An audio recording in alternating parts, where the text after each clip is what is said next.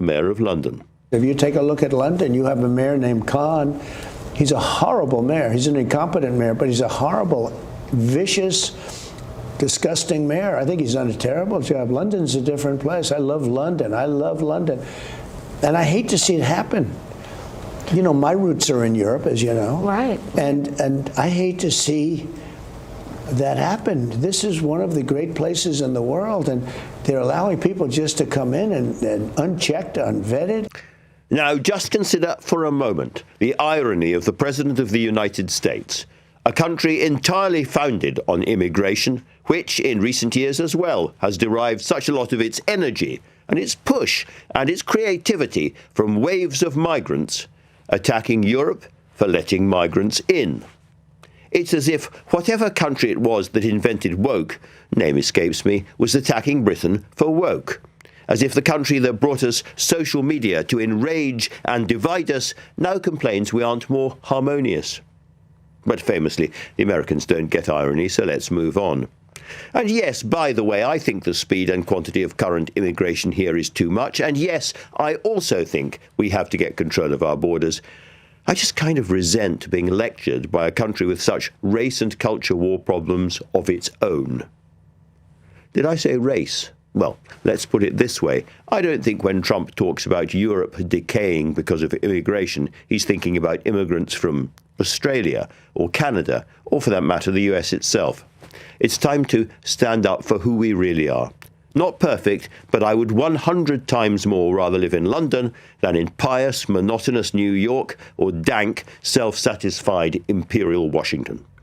And here, from dank, satisfied Imperial Washington, for a full summary of the latest set of twists and turns from the White House, LBC's Washington correspondent Simon Mark. Simon, I wasn't trying to be rude to you. We should take this very seriously, should we not? We should take this extremely seriously, Andrew. There is no question about that at all. I think the publication of that national security strategy last Friday was a clarion call, a warning to Europe that the transatlantic alliance, as we have known it, as the world has known it for the last 80 years, is coming to an end. And with respect to your guests yesterday, including Emily Thornberry, well, they can now hear it directly from Donald Trump. He is endorsing that strategy in a full-throated way today in that interview with Politico. And it's absolutely apparent that he believes that Europe is decaying and falling apart as a result of inward flows of immigration, that he believes that those flows of immigration are already completely changing the character of Europe. He argues in that interview it gets to a point where you can't really correct it, and it is very close to that point. And if you go back to the national security strategy that came out on Friday, what Donald Trump and his senior lieutenants are arguing is that so many people, particularly of the Islamic faith, are moving into Europe's borders. It's going to lead to civilizational collapse within the continent, and they argue that the majority populations within a few years will be non-European, and that those non-European majority populations will want to have absolutely no truck with NATO. They don't explain why those populations might not be interested in NATO's mutual self-defense covenants, but it is a clear indicator that Donald Trump wants to pull the rug out from beneath the transatlantic alliance. And the Prime Minister and other European leaders are going to have to get used to this new reality, this continuing effort to try and flatter Donald Trump is now reaching the end of the road, because Donald Trump's approach to Europe is not just that he views the continent as decaying and them as weak, but that he is actively proposing to endorse political candidates from what he refers to as patriotic political parties. And let's be honest, he doesn't think Labour or the Conservatives even are patriotic parties. He's talking in Britain about Nigel Farage and Reform UK. He's told Politico today he is going to continue endorsing candidates of his choice in European elections. This is a man poised directly to interfere with Britain's democracy. Well, we always get it straight from the shoulder from Simon Mark. Simon, thank you very much indeed for that. And now let's turn to one of the most senior anti-Trump figures in the Commons, Sir Ed Davey. There is no love lost between the President and the Liberal Democrat leader, but what was his reaction to the comments Trump made this afternoon, and how does he think our government should be reacting? Well, I've said for a long time it should be far tougher. What Trump is saying is partly distraction from his own huge failures back in the United States, where his poll ratings are plummeting. But for the UK interest, for the European interest, I think we need to call him out. He's wrong on much of his analysis, and he doesn't realise how much the US actually needs European allies and other allies who've traditionally stood shoulder to shoulder with the US. I would like us to be able to be in that position. I'm a friend of the United States of America, but I'm afraid this president is no friend of ours, and I think I've said for a long time he's an unreliable ally. What we've seen today and in the national security strategy they released yesterday is confirmation that we cannot trust him. I mean, I've heard the same kind of analysis from time to time from cab drivers in London who aren't very keen on Sadiq Khan either. But it's the fact that it comes from the so-called leader of the free world and that it is so grossly insulting to this country. And again, I just wonder what the Prime Minister should be doing in response to this. Should he not be saying in public that he's going to defend Sadiq Khan? I think he should. I mean, you'd be surprised to know that I don't agree with the Mayor of London on lots of things. But the idea that another politician from another country is interfering directly into our politics is unacceptable. And the Prime Minister should say that publicly, whether it's defending Labour politicians or saying our politics, British democracy, is not to be played with by the American president. It's a matter of national pride, really, isn't it? It's a question of a period where we appear to have been very nervous, very cautious, rather timid, self-censoring in how we respond to Donald Trump. Yeah, I mean, on one level, you could argue the Prime Minister was right to try it out, to see if it worked. It clearly has failed dramatically. We now have an American president who's outwardly hostile to the UK and Europe in what he says and what he's promising to do. The document that they released from the State Department with the White House's foreign policy stamp on it. Civilizational erasure. Yeah, I mean, it's staggering. And it suggests that they want to interfere into our electoral politics in supporting parties of the hard right, wherever they are across Europe. And that is unacceptable. That crosses more than one line. And it's vital the Prime Minister pushes back on it. We would support him in that. Liberal Democrats have been doing that for quite a while. On the substance of his attack, do you think that the scale and speed of immigration into Europe in general, but Britain in particular, has caused serious problems for us? Well, I think what the so-called Boris wave was unexpected and unplanned for. I think what happened to the Conservatives, they lost control, partly because they were so worried about the implications of their own policy of Brexit.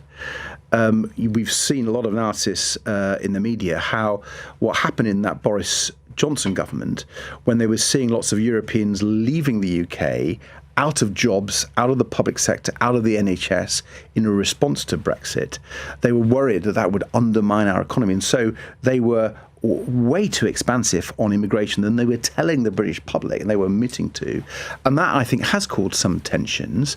I've spoken about it before with the health and care visas that they granted like confetti without any proper scrutiny. And I think we've not had those workers turn up at our health system. They're doing other things around They're doing the other country. things. So the Conservatives cause a huge problem. But that doesn't mean that the analysis of Donald Trump is correct. That our civilization is crumbling as a result. It's complete nonsense. The truth is, immigration over a number of years has been very beneficial to the United States of America and to Europe. And I think that we don't celebrate the contribution to our economy and society enough. That doesn't mean to say that all immigration, particularly illegal immigration, is acceptable. Illegal immigration, by definition, shouldn't be happening. A few moments ago, and it's no surprise in this conversation, you used the word Brexit. Now, you've just had a vote in the House of Commons on the customs union, which you would like to go back into. Indeed. Now, there are pros and cons about that, but just tell us what happened in the debate and how Labour MPs voted. Yeah, well, we've been arguing for this for some time, as you know, not least in the context of Donald Trump's tariffs, which are hitting our country. We need to have free trade. We need to work with other partners in the Commonwealth and elsewhere, and of course in Europe. And a new UK-EU customs deal is what we would say would both help oppose what Trump is doing, but also grow our economy and help with the cost of living crisis. So we put forward a bill, what's called a 10-minute rule bill, to the House of Commons. It was bizarre. It was 100 each way, and the Speaker had to cast her casting vote in favour of the Liberal Democrat bill. We were also supported by 13 Labour MPs. To people listening who don't go all through the detail of this, this does not mean that we are about to re-enter the customs union. Regretfully not, No. but it puts more pressure on the government. We already have heard that the Chief Economic Advisor of the Prime Minister has recommended a new customs union deal. We had the Deputy Prime Minister, David Lammy, voicing his support just this week. And now, with 13 MPs backing the Liberal Democrat motion, we even had the chair of the Treasury Select Committee, Meg Hillier, voting with us. Very interesting. Do you start to see a shift inside the Labour Party towards that position? I think we are beginning to see it. I don't know for detail, Andrew. How could I? But the strength of our argument builds on what they're saying about Brexit. I mean, the Prime Minister, the Chancellor have said that Brexit's caused a lot of damage to our growth and to our public finances and made the cost of living crisis worse. And we're saying, you're right, so what are you going to do about it? You know, you can't sort of diagnose the illness and not say, well, here's the cure for that. And I think a new UK-EU customs union would put right some of the damage, not all of it, but go a long, long way. Would it not also mean that the trade deals that we have struck around the world since Brexit have to be unpicked? Yeah, they may have to be renegotiated. I don't see a problem with that. We'd obviously discuss with the European Union. We show them their deals. Maybe they could be offered to the European Union as well. Who knows? But I still think it would. Let's say, for sake of argument, that we lost all those trade deals. They've really not very big. And I think, the government's tried to laud them. The Conservatives lauded their deals with Australia and New Zealand. They made almost no impact on long-term growth, I'm afraid. There is, he said, returning to where we started, the issue of the US trade deal, of course. Sure. But when we see what Trump is saying, how capricious he is, he could turn away from that tomorrow. If anyone thinks we have signed it. I mean, it's not fully fledged yet, I have to say, and that's the problem. He promises lots and then doesn't deliver. And if anyone trusts Donald Trump now, I think they're not in the right mind. They're not reading the room. Donald Trump, I'm afraid, is no longer a reliable ally. In many ways, he's almost become an opponent of the sorts of things we stand for: free trade, defending Ukraine, all the things that are true British values, which America used to have. Yeah. America's turned away. They're the ones who've changed, and therefore it's time that we called them out more clearly. Let me invite you to tiptoe gently into other people's misery at the moment. It's quite clear that there's an awful lot of Labour MPs and ministers and senior ministers who think that Keir Starmer should step aside before too long. You deal with them all the time across the floor of the chamber. You seem to have quite a good relationship with him. What would you think?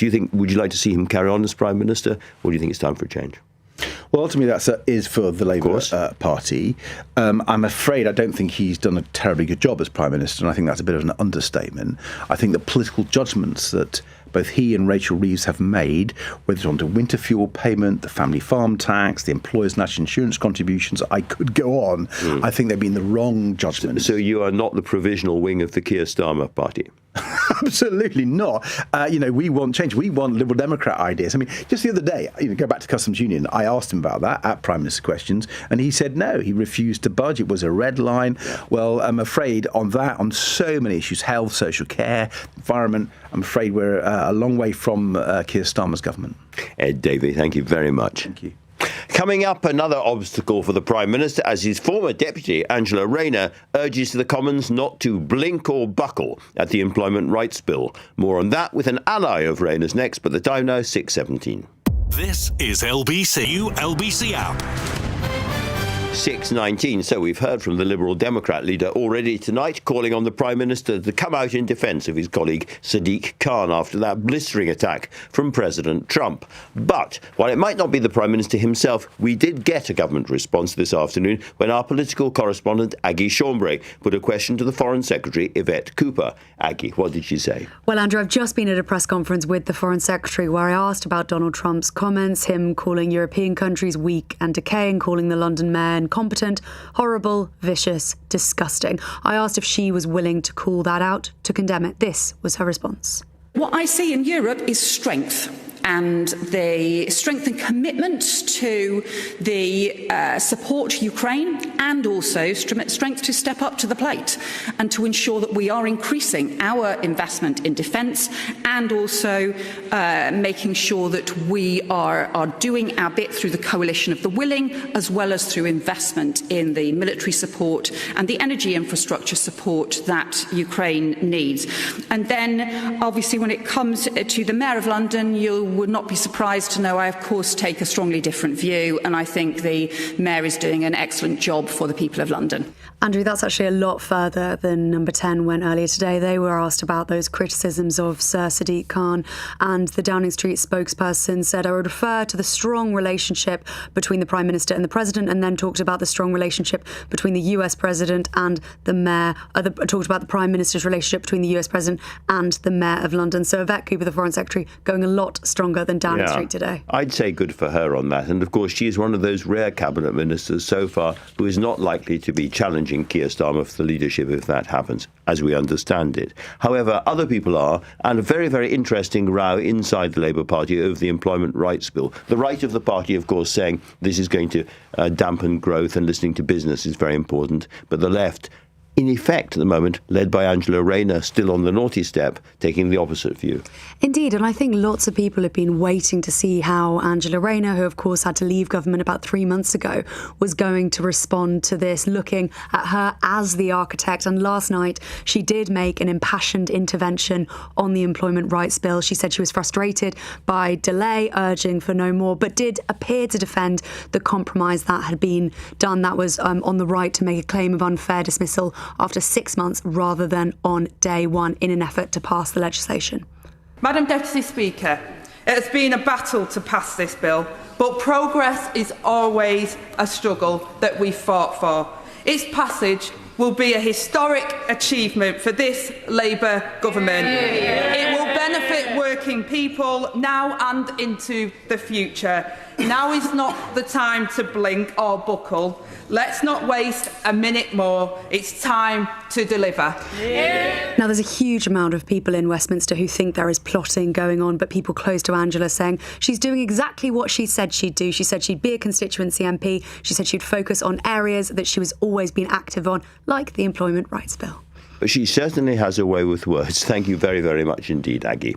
And let's stick with this thorny issue of workers' rights now, with one of Rayner's allies in the Commons, Justin Madders, who was removed as Employment Minister in the reshuffle that followed the former Deputy Prime Minister's departure. Justin, very good to have you on the show. There is a complicated haggling going on, really, in the House of Lords over this bill. Is this, in your view, now an acceptable measure in terms of the sort of left view of the Labour Party? Well, look, it's not what we originally set out to implement, but I understand the reasons why we've had to make this compromise to get the bill over the line. It's been over a year since it became into Parliament, and we've still not had agreement from the Lords. It's got to the point where some of the important reforms, particularly in relation to statutory sick pay, would not be implemented by April, which is when we want them to come into force, which will benefit millions of people. So we've had to make this compromise to get the bill over the line, and now it's down to the Lords to actually keep to their side of the bargain and get this bill over the line. The lobbying against the bill from business, particularly through the press, continues very fiercely. There's been a story today about the bill making it compulsory for employers to give workers a week unpaid leave, even if a remote member of their family dies or somebody who is a friend dies. And, employers keep lobbying against these kind of changes, saying that it's just going to stop employment. Well, that's not in the bill. So, again, this is a typical of the press who just make stuff up and put two and two together and come up with seven. Some of the headlines that we've had in relation to this bill have been absolutely ludicrous. I think my favourite was that the Employment Rights Bill could stop the next flea bag being produced, which I found particularly bizarre. There is a very strong lobby out there, but it's from people who made the same arguments when we introduced the minimum wage, and they were proved wrong, and they'll be proved wrong on this as well. Angela has been quite quiet recently, but hearing her then in the Commons, she has lost none of her spark and her way with words, and it was a very feisty performance. Everybody, I think, in the Labour Party is wondering whether she really wants to be leader. What's your view? I think that we've got a Prime Minister already. I think that we need to let him get on and govern the country, show the difference a Labour government can make, and this constant speculation is really not very helpful. I haven't had any conversations with Angela about what her future plans are. We've been focused on getting this Employment Rights Bill, which we worked so hard on in opposition and in government, delivered, which is really what it's all about, is making a difference for people. It's not about who's up and who's down in any particular week. But you've worked with her very closely, and you know how she handles her department, and you know how she handles herself. In your view, is she somebody who could be Prime Minister in due course if she chose that route, and if, in Boris Johnson's phrase, the ball came out of the back of the scrum? Well, look, I think the Labour Party needs its best people on the pitch, so to speak, if you want to carry on with the football analogies. And there's no doubt that she's a very talented individual. She's a great communicator. And I hope that, as many members of the Cabinet have already said, that they can find a way for her to play a role in future. Did you take seriously the suggestion from Keir Starmer's people that she will be invited back before long? I mean, there appears to be a desire to get her back onto the cabinet, around the Cabinet table. Well, as I say, I think we all want the best players on the pitch, don't we?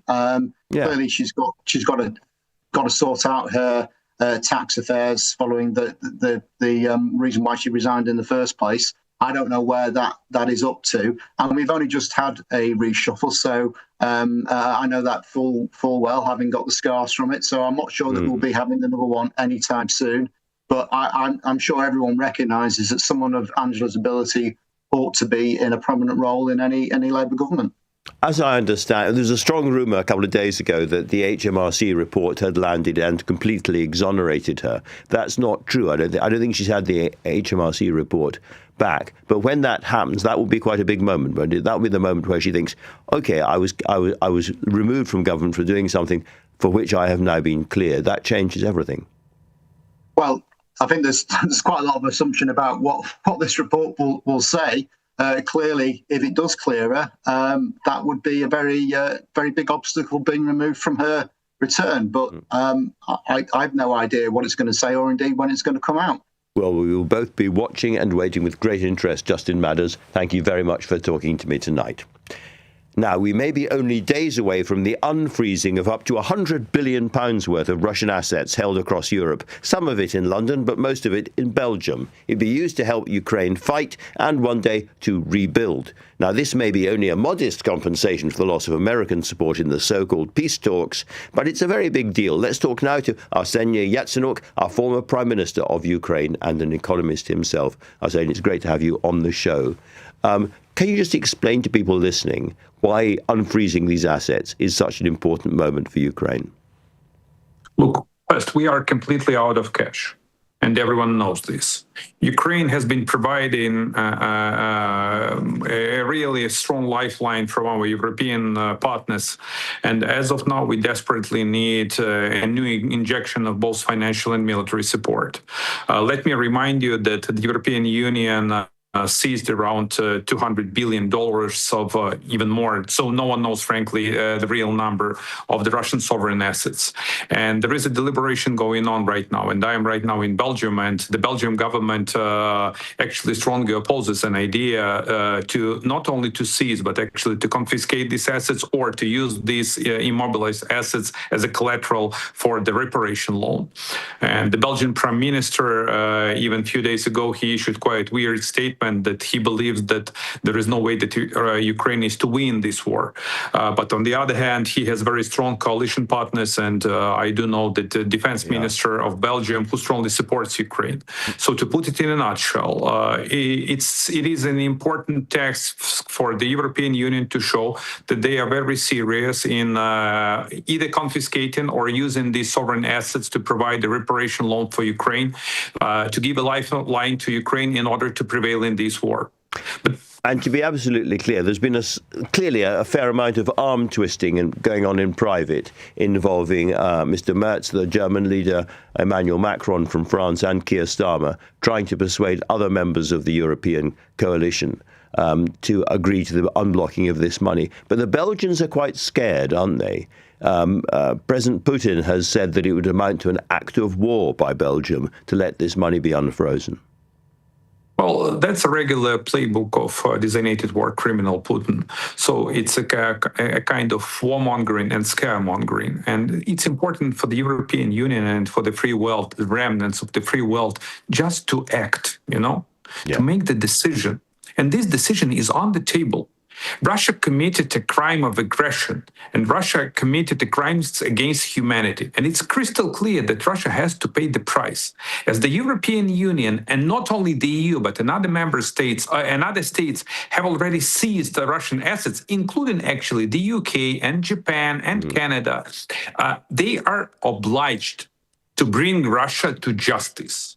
And to use these immobilized assets as a collateral is just the first step. How to bring Russia accountable, how to make Russia accountable.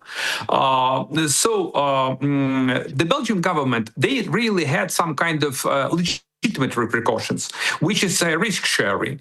But as we know right now, the European Commission provided a very strong backup for the Belgian government that actually paves the way for the Belgian government to make the right decision and to use these assets as a collateral. So on the other hand, Belgian government was concerned about acts of sabotage, terrorism, and the rest of the stuff. But that's, once again, that's the regular playbook of Putin. So he just wants to sow fear among EU member states. And the only response which we have is just to act and to show that we are fearless, that we don't care about his threats, that we act in order to make Ukraine to win this war and in order to show to Putin, to China, and to everyone. That's not the way they will govern this world. And we desperately need Americans. That's another part of the problem. Of course. Well, listen, there is a great clarion call. It's a very important moment, and we'll know the answer extremely soon. But Mr. Yatsenyuk, thanks very much for talking to LBC. In a few minutes, I'll be speaking to a solicitor representing the victims of the MI5 spy in the IRA, known as Stakeknife, who was implicated in a number of murders and cases of torture in the 1970s. But the time now, 6:32, and Amelia Cox. On your smart speaker, just say, play LBC. 6:35. An official report has confirmed that MI5 had an agent inside the IRA who was himself implicated in 14 murders and 15 abductions. It hasn't named the man behind the pseudonym Stakeknife, though everyone seems to think it was the IRA executioner and torturer, Freddie Scappaticci. The new report says that MI5 knew all about the man they'd recruited, who was later given protection and anonymity, and lived until he died of natural causes in England. Kevin Winters is a solicitor representing the victims of Stakeknife at KRW Law. Kevin, thanks very much for joining us on the show. This is a terrible, terrible story. And frankly, Scappaticci was a terrible, terrible man. So long after the event, when the government still has not actually confirmed the name, what can be done and what are the victims hoping for? Well, the victims, first of all, got a lot of satisfaction out of the Canova investigation. It's an investigation that took 9 years, £40 million, and a team of about 60 to 70 different detectives throughout that period. They were able to access the sort of information and detail about the killing of their relatives, which never in a million years was going to be made available to them, were it not for the Canova investigation. So I think it's very important to put that down as a marker. Yeah. And certainly today at the press conference after the announcement of the report, and Sir Ian Livingstone and the Chief Constable's very, very clear condemnation of what took place. The families took a lot of satisfaction from that, and it was clear to them they could see indeed, what I would say without overstating it, the anger on the part of those senior officers over the fact that the government still refuses to formally name Fred Scappatisha as the agent Stakeknife. And I repeat what I said at the conference this morning afterwards, which is that I am saying Fred Scappatisha is the agent Stakeknife. And as was cited in today's report, the dogs in the street know who the agent Stakeknife was. It was Fred Scappatisha. And there is also an indication as well, and it needs to be noted, that Fred Scappatisha was not the only agent. As was alluded to in an earlier report in March last year, there were other agents within a unit known as the Internal Security Unit of the IRA. This is the so-called nutting squad, yes? These are the people who murdered and tortured suspected turncoats. That's right. Just tell people listening who may not know about the story properly, the kind of man that Scappatisha was. What was he doing? Well, Fred Scappatisha operated as a senior interrogator inside that unit. That unit operated for a period of 15 years from 1979 to 1994. And throughout that time, anything up to 40 people were killed. He is implicated in up to 14 of those murders.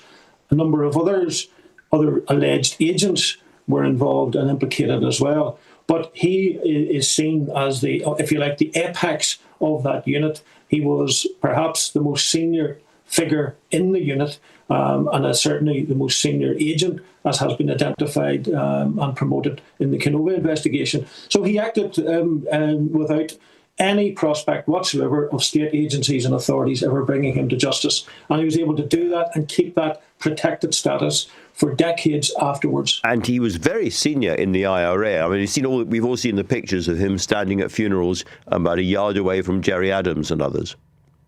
That's correct. Yes, he was a senior figure. In fact, I should also declare that at the very start of my career, I represented him, wow. which might seem unusual and bizarre. Yes, but it does. We lived in a very small.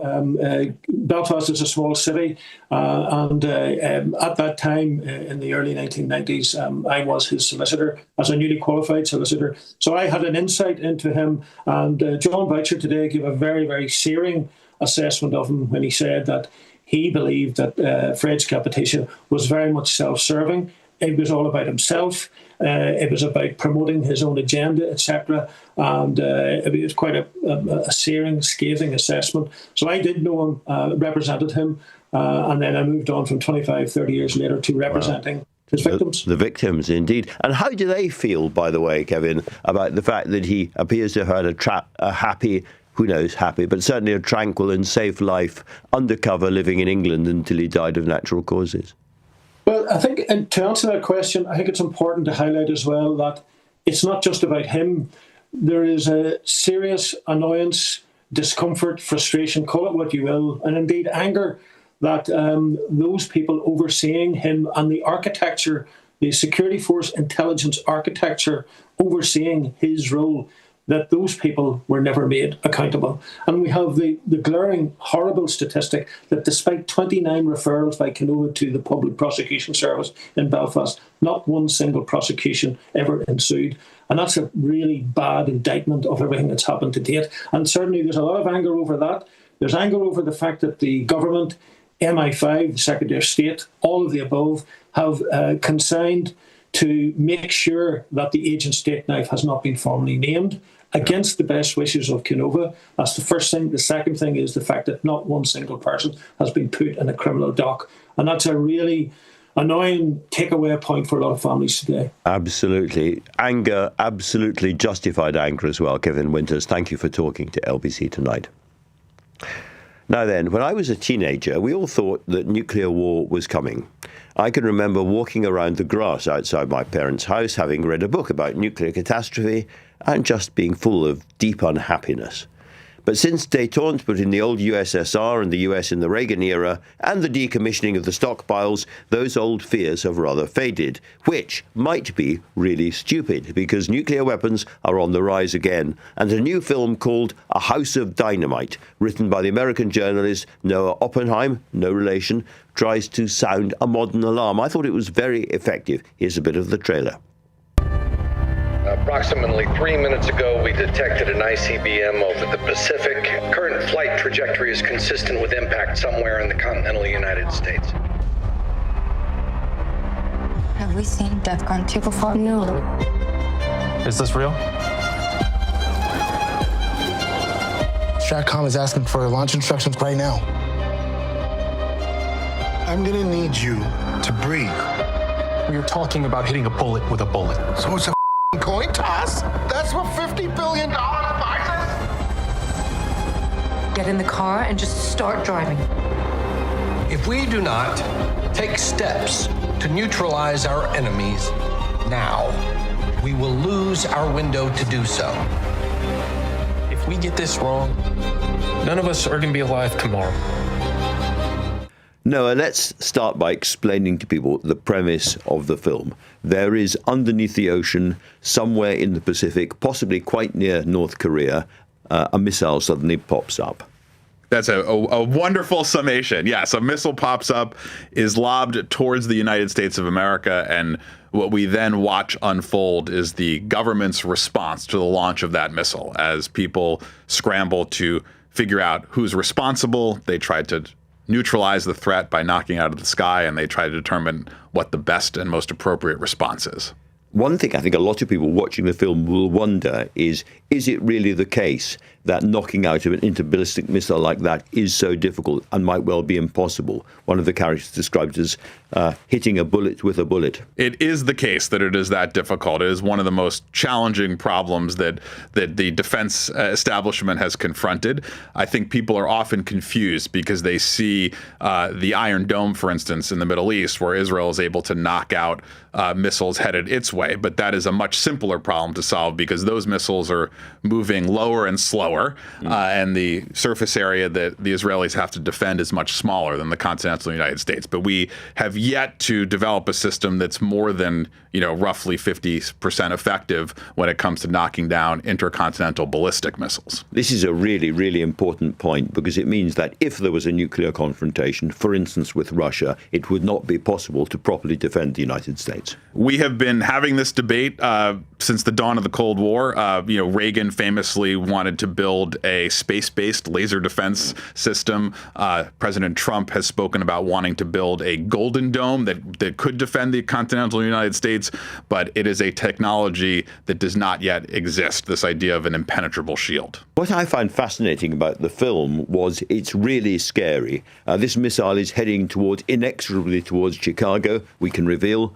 But all you actually see are people's expressions, the expressions of the various actors sitting around, and you read everything from that. So in terms of what makes a genuinely terrifying film, you don't have to see anything actually terrifying happening. It's just looking at people's faces. Yes, well, I mean, we live in the age of the comic book movie where we've seen cities destroyed at scale many times over, and I think we've all become somewhat numb to those visuals. But really, where the real impact can be had, I think, is in the emotional landscape. And you go right from the President of the United States to relatively low-ranking grunts protecting one of the missile defense systems up in the north. What does the film tell us, do you think, about the way America commands its military?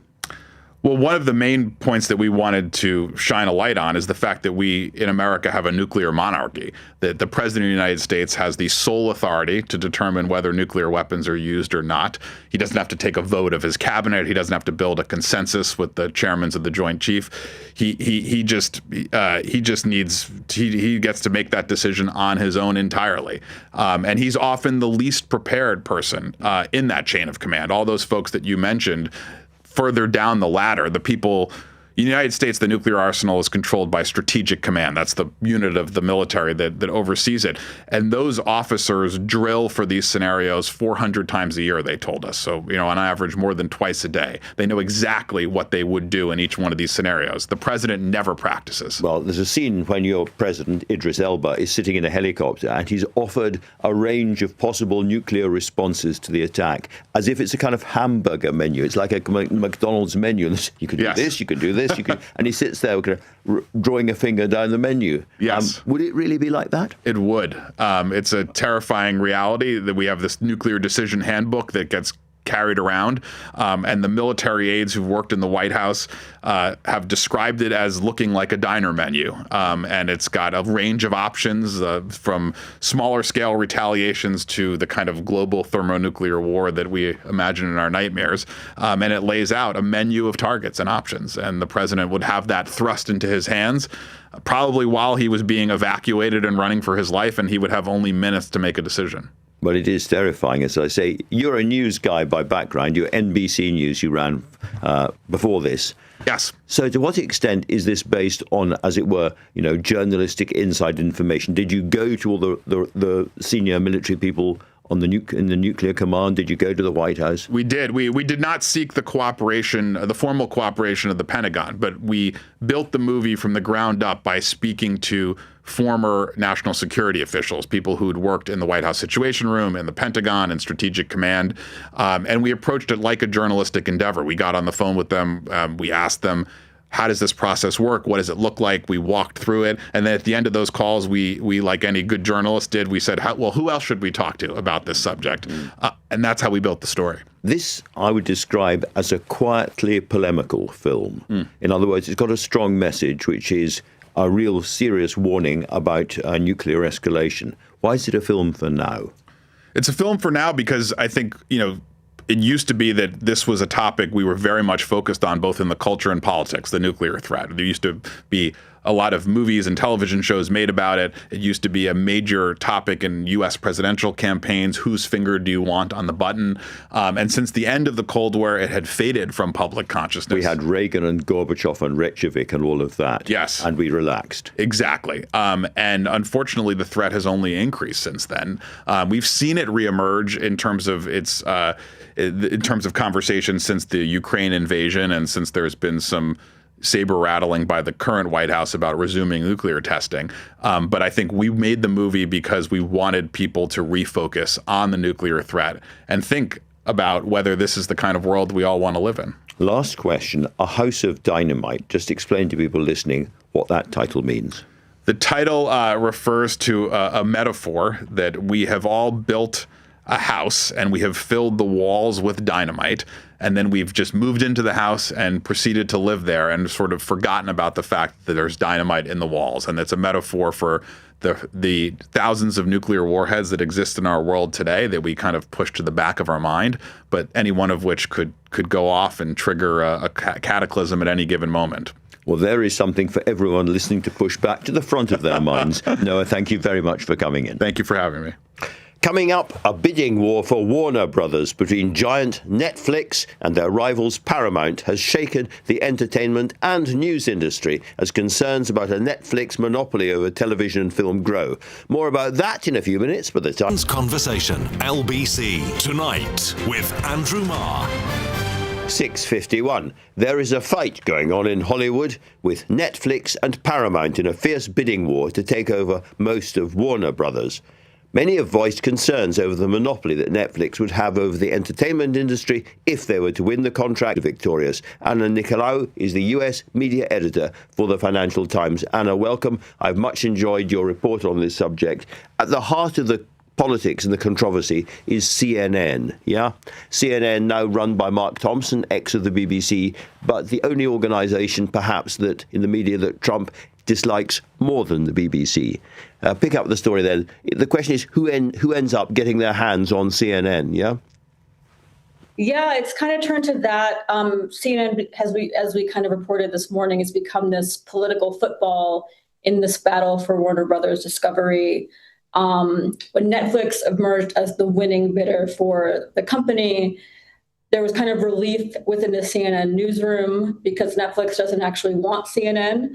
So under the Netflix deal, CNN and the other cable channels would be split off into its own company. And so people within CNN see that as kind of a cleaner future for themselves, more freedom to pursue their own strategy, less political interference. But Paramount's hostile bid, which was announced yesterday, changes all that. Paramount owns CBS News, which is led by a journalist called Barry Weiss. And in the US... Sorry, can we just pause there? Because Barry Weiss is a really, really important person in this, and somebody we in Britain should know more about. So just tell us a little bit more about Barry. So Bari Weiss, she was a New York Times journalist. She left around the pandemic era and kind of left in a pretty big fuss, put out this letter saying that she had been bullied at the New York Times, and to her credit, had built this quite successful newsletter business, positioning herself as an alternative to the mainstream media, saying she was kind of against this cancel culture that had emerged in recent years. And she's had a lot of success and as kind of an alternative voice. Yeah. And so she is now running CBS News effectively, which is a very kind of old school establishment news voice in the US.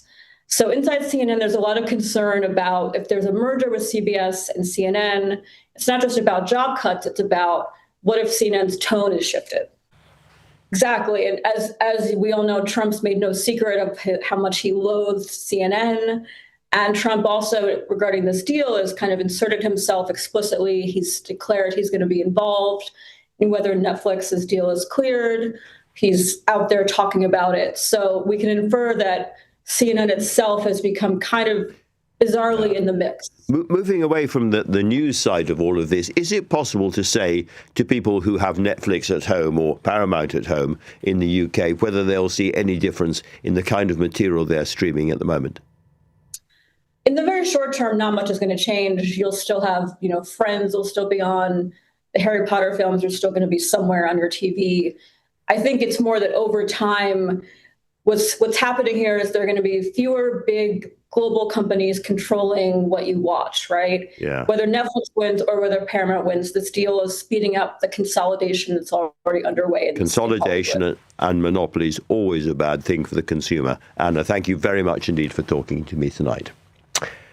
Now, Storm Bram sounds like a minor character from Game of Thrones, frankly, but although no dragons are involved, it certainly packs a punch. 90-mile-an-hour winds, more than 4 inches of rain, railways and roads blocked, thousands of pounds of homes now without power.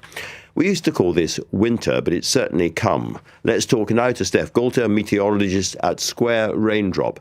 Square Raindrop confuses me, Steph, but we'll come on to that later. Tell me about Storm Bram. This is one of the biggest storms for a very long time. It is the second named storm that we've named so far this season. We have had a couple of others. You might remember Benjamin or Claudia. Those were named by other Met services, so we were sideswiped by them. With the Met services, it's kind of who blinks first, really, who gets to name them. And some of them, Spain thought, gosh, Claudia's coming, it's going to cause a problem, so they named it. This one, Ireland named it. They knew it was coming. They knew it was going to cause a lot of problems, and they were in the firing line first. So what it's doing is it's running up towards the northwest at the moment. It's still intensifying as it does so. So the winds are likely to increase as we head through the next few hours. And as it's moving, we've seen very strong winds over Ireland. Northern Ireland's currently in an amber, very strong winds there. But that amber warning, that eases off at 8 p.m. tonight. And then it's the Western Isles and western parts of Scotland that we've really got to watch. There could be winds gusting up to 90 miles an hour. So for most of us, a blustery day. For northwest Scotland, tonight is going to be pretty windy. But also a lot of rain. I mean, I've seen lots of pictures of rivers like, the Exe and even others flooding already. And the West Country in particular has been inundated. That's right. So it's been really wet over the last few weeks, really. We've had a lot of heavy rain. The ground's saturated. A lot of the rivers, well, they're fairly full anyway. So this extra rain really isn't helping matters at all. It's come at quite a bad time. So we've got a lot of rain, more still to come. We've seen 111 millimetres of rain in Devon. Also, South Wales has seen 93.5 millimetres of rain. So it's not just the northwest that's seeing the worst of the winds. We're also seeing the worst of the rain down in Devon, the south of Wales, and also now just working its way up towards the northwest of England as well. So it's all along that western side, really, where there's higher ground that we're seeing the worst of the rain. Well, I'm very, very pleased. I bought a very strong raincoat earlier this year. I hope lots of people listening did as well. Steph, thank you very much indeed. Now then, this afternoon, Donald Trump reignited his bitter feud with Sadiq Khan, labelling him incompetent and vicious. Earlier, I spoke to one of the leading British critics of Donald Trump, Sir Ed Davey, to ask how the UK should respond to this. The idea that another politician from another country is interfering directly into our politics is unacceptable. And the Prime Minister should say that publicly, whether it's defending Labour politicians or saying our politics, British democracy, is not to be played with by the American president. You tell them, Ed. Now, if you've missed any of today's show, you can listen back on our free Global Player app or the new LBC app, where you can stay up to date with all the latest news and opinion. You can put your news categories in the order you'd like them. You can pause, you can rewind live radio, and you can listen to a range of podcasts. So download the all-new official LBC app for free from your app store now. Coming up at 10 on LBC, Ben Kentish. But right now, it's time for Ian Dale. Thanks, Andrew. Look at London.